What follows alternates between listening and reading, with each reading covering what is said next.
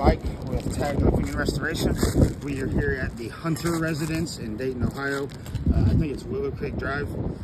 We are here to perform a wilderness repairability test. Insurance has agreed to pay for some spot repairs throughout this system.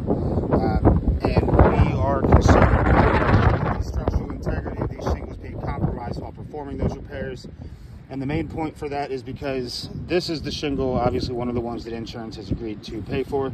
You can see I have outlined the entire area that is going to need to be manipulated in order to get this one shingle out. The nails that are holding this shingle in are actually up here.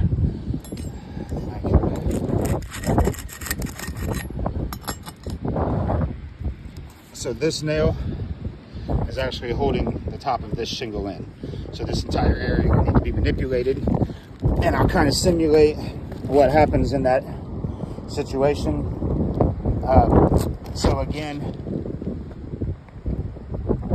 you need to be able to get that shingle out, manipulate every nail that is in this entire area, and then be able to get up the shingle. But again, we already do know that these shingles are discontinued, but for the sake of everything, as you can see, a lot of these shingles are already kind of pulled up. But so what we're going to do is we're going to lift this to about a 45 to 50 degree angle, somewhere in that vicinity. We don't want to lift it any higher than that because we are not intentionally trying to damage these shingles. But again, in order to perform a repair successfully, you need to be able to get a flush hammer or a nail gun in here. So this would need to be lifted to a bit of a greater angle there. But again, we are not intentionally trying to damage these.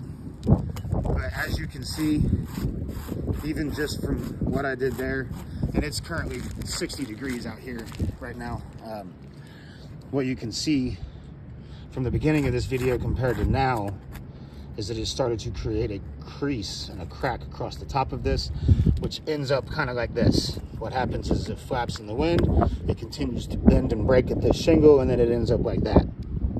Not to mention, just for video purposes, performing a repair, because it's the same thing down here with multiple layers, is extremely difficult, actually almost impossible, without causing any kind of further damage. So again, in order to remove this one shingle, this entire area has to be manipulated, which at that point in time, it just didn't work. This is a failed repairability test. This roof is non-repairable.